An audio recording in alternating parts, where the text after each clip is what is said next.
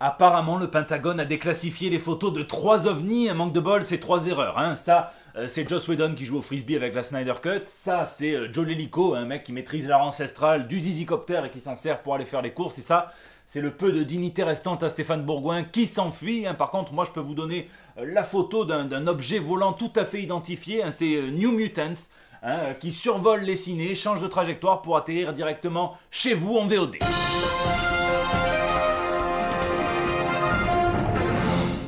Et on a bien dû confondre au moins une fois un ovni avec Harrison Ford, hein, qui essaye d'avancer l'heure de sa nécro en pilotant son avion. Hein. Bon, ici votre fidèle commis des comics, vous êtes dans l'émission qui fait le tour de l'actu de l'industrie du comic book et de ses dérivés. C'est le 243e JT Comics. Hein. Malgré la fin du confinement qui approche, souvenez-vous, hein, gardez les bonnes habitudes et ne vous approchez pas des gens qui préfèrent Superman à Batman, parce que tu comprends, Batman c'est surfait. Et ceux qui confondent Tigrou avec Hobbs. Hein, et sans plus attendre, on passe aux news de la semaine. Original.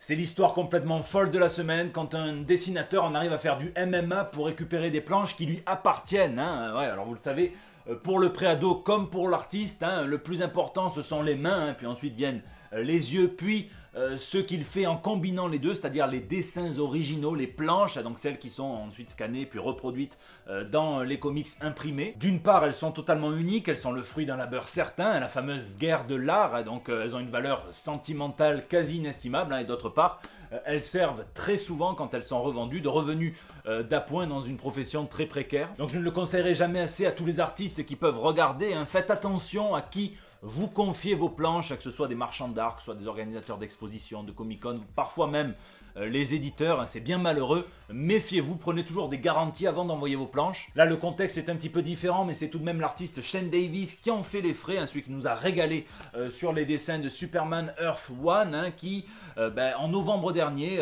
avec son père, a vendu donc la voiture de sa mère qui est morte et elle avait été complètement vidée, sauf que l'acheteur serait reparti avec un portfolio contenant 70 planches originales et que depuis c'est la guerre. Le mec a essayé de revendre les originaux sur un site spécialisé qui a prévenu Shane Davis, qui a essayé de récupérer ses originaux, mais non, l'autre dit que c'est à lui. Il y a eu des plaintes d'engagés, mais clash de juridiction oblige, c'est très compliqué. Après une confrontation au commissariat, le présumé voleur est reparti avec les planches, ça doit être horrible. Comme dirait Denis Brognard, l'aventure évolue, puisque apparemment, hein, il a essayé d'extorquer de l'argent à Shane Davis, il a menacé de brûler les planches et lors de rendez-vous, ils étaient censés discuter, ça s'est transformé en Gollum versus Frodon sur la montagne du destin, et il s'est retrouvé, je ne sais pas comment, pris en photo comme ça, pendant 2 minutes apparemment, en clé d'étranglement, hein, avec le sourire narquois de l'agresseur, on dirait quand même, hein, et puis surtout ses originaux à quelques centimètres du visage, hein, c'est une sacrée humiliation. Bon là, il a lancé une cagnotte participative, hein, puisqu'il a compris qu'après 4 convocations au tribunal, hein, la route pour récupérer son précieux serait aussi longue qu'onéreuse, hein, à moins qu'il ne fasse appel à la X-Force, généralement ils sont beaucoup plus rapides pour trancher.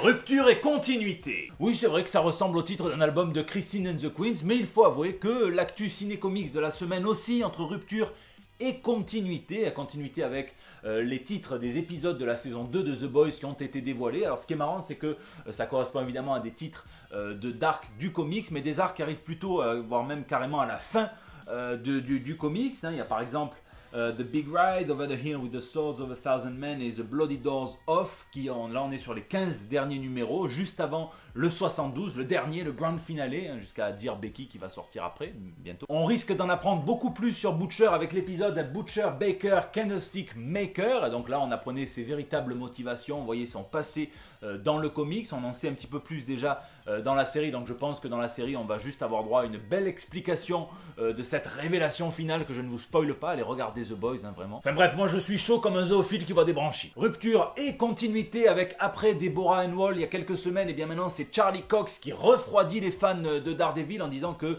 l'avocat n'apparaîtra probablement pas dans Spider-Man 3, hein, comme la rumeur le laissait penser depuis quelques temps, et en tout cas il est quand même optimiste, il dit qu'on reverra Daredevil dans le MCU, mais que ça ne sera très probablement pas lui qui l'incarnera. Il précise même qu'il a raté quelques opportunités puisqu'il a refusé des rôles en pensant que la saison 4 allait se dérouler au KLM. Tiens, ça faisait longtemps, parlons de la Snyder Cut maintenant, puisque c'est Kevin Smith qui a remis 2 thunes dans le bastringue en disant dans une interview qu'il savait, hein, que Snyder avait prévu de faire une trilogie, qu'il devait y avoir Martian Manhunter, ça on le savait, qu'il devait y avoir les Green Lantern, qu'il devait y avoir Darkseid et que tout ça était prévu sur des storyboards qui avaient été faits en partie par Jim Lee. Alors ça je l'ai appris et ça j'aimerais beaucoup le voir. Oui, attention, une news qui vient sauter par-dessus la troisième corde puisqu'on apprend que l'athlète Becky Lynch a été engagée pour jouer dans un film Marvel. Alors lequel?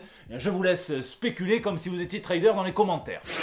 Hélas. Ah, il y a des nouvelles qui viennent absolument tout gâcher comme un P pendant l'orgasme. J'hésite même à vous la dire celle-là. Bon, comme on partage tout, évidemment que je vais vous la dire, puisque ça concerne Monsieur Warren Ellis, qui l'on doit entre autres Transmetropolitan, The Authority, Planetary, on lui doit Shipwreck, on lui doit un super run de Hellblazer, entre autres, puisqu'il en a fait beaucoup d'autres. Eh bien, ce monsieur est passé à deux doigts, un frottis, deux doigts d'avoir sa propre collection chez un éditeur de comics, son label qu'il dirigerait, un petit peu à la manière d'un Mark Millar avec son Millar World ou alors d'un Alan Moore avec son America's Best Comics. Seulement voilà, et ça je le sais de sources ultra sûres puisque j'ai parlé avec beaucoup d'artistes qui ont travaillé avec lui, qui m'ont dit que c'était l'un des plus réglo qui existait, et il veut que tout le monde croque, que tout le monde soit bien payé quand on travaille avec lui et qu'il y ait des bonnes conditions, et malheureusement avec la crise du Covid-19 et l'impact qu'elle a eu sur l'industrie du comics, eh bien, ces tarifs ne peuvent plus être tenus par l'éditeur, ce qui fait capoter tout le projet. Et ça rend mélancolique, puisqu'il dit « Ah, je dois replanifier à peu près les 2 prochaines années de ma vie. Je voyais cela comme ma dernière chance d'avoir un impact quelconque sur le comics en tant que médium, après une carrière que nous pouvons qualifier, je pense, au mieux de solidement moyenne, mais le fait est qu'il faut apprendre à lâcher prise. » Il donne des conseils pleins de sagesse, il dit « Parfois les événements conspirent aveuglément, créant la tempête parfaite qui vient tout mettre au milieu de ta route au même moment. Tu peux résister, frapper, pousser, mais au final tu es juste tout seul à tenter de pousser 18 tonnes de débris en montée. Il faut apprendre à dire « D'accord, je laisse ça là et je vais voir si je ne peux pas trouver un meilleur chemin vers autre chose. » Tu n'abandonnes pas, mais tu acceptes que le mur entre toi et ce que tu allais faire ne va pas s'effondrer. Peu importe à quel point tu l'égratigneras. Ah, vous pouvez pas savoir comme ça m'a rendu triste de lire ces mots de la part, moi, d'un scénariste que j'admire, que je mets forcément sur un piédestal. Je m'amuse souvent à vous taquiner, à jouer avec vous avec Transmetropolitan, mais il en a écrit plein d'autres, forcément à votre goût, et je trouve ça fou qu'il puisse dire ça, une carrière solidement moyenne, mais ça va pas. Et en même temps, quand je réfléchis, je comprends, parce que si on compare par exemple, ne serait-ce qu'avec un Garth Ennis qui a eu Preacher, The Boys, qui ont été adaptés, il retouche les scripts et tout ça. Alors Warren Ellis, il est aussi à la télé, avec Castlevania, mais c'est pas la même chose. C'est pas la même chose qu'un Geoff Johns, qu'un Jeff Lobb qui ont pris des responsabilités aussi dans des départements télévisuels. C'est pas la même chose qu'un Mark Millar aussi qui est payé par Netflix pour écrire des comics et qui sont optionnés par la plateforme. Donc un peu triste, mais aussi un petit peu en colère contre l'éditeur qui s'est débiné parce que quel meilleur moyen de redynamiser l'industrie du comics que d'offrir sa collection à Warren Ellis. Ça revient et ça s'en va. Tout est en train d'être fait pour que l'industrie du comics reprenne à peu près normalement, donc dès la fin mai prochaine, avec tous les éditeurs, une grande majorité en tout cas. L'initiative pour venir en aide au Bink, donc au fond qui aide notamment les comic shops américains, les libraires, a réuni plus de 430 000 $ en dessins de vente aux enchères. Jim Lee, lui, continue ses dessins et ses enchères, il continue d'appeler ses potes, et là le dernier pote en date qu'il a appelé, c'est Monsieur Derek Robertson avec ce putain de dessin de Spider Jérusalem. Moi quand j'ai regardé, il était aux alentours de 500-600 $. C'est quand même autre chose que de massacrer du John Lennon entre amis. Puis avec ce retour, des départs, puisqu'on apprend par exemple que Dan Slott terminera son run sur Iron Man avec le 25e numéro de celui-ci. En gros, c'est le Iron Man 2020 numéro 6 qui sortira fin juin, et puis on apprend aussi le départ de Scott Lobdell qui achève sa série, et qui donc la série s'achèvera avec lui, la série Red Hood and the Outlaws, qui se termine donc au numéro 50 après un très très long run sur ces personnages. Et puis on pense pas toujours aux campagnes de financement participatif, et pourtant ça peut être des vrais bijoux. J'en veux pour preuve celle-ci qui est lancée par Jeff Lemire, Matt Kindt, David Rubin, ça va? Ils lancent leur projet qui s'intitule Cosmic Detective, qui va raconter l'assassinat d'un dieu, carrément, et donc le personnage principal va mener l'enquête pour trouver le meurtrier, pour aussi faire en sorte que l'univers tout entier ne se délite pas. Il y a 168 pages, ça coûte 10 $ si vous voulez juste la version numérique, ça coûte 40 $ si vous voulez la version cartonnée grand format, et ça coûte 48 $ si vous voulez des petits goodies. Et là en l'occurrence ce sont les cartes, des cartes de jeu à l'effigie des personnages, donc c'est dessiné par David Rubin. C'est ça qui est bien avec les Kickstarter, c'est les goodies et les stretch goals, clairement.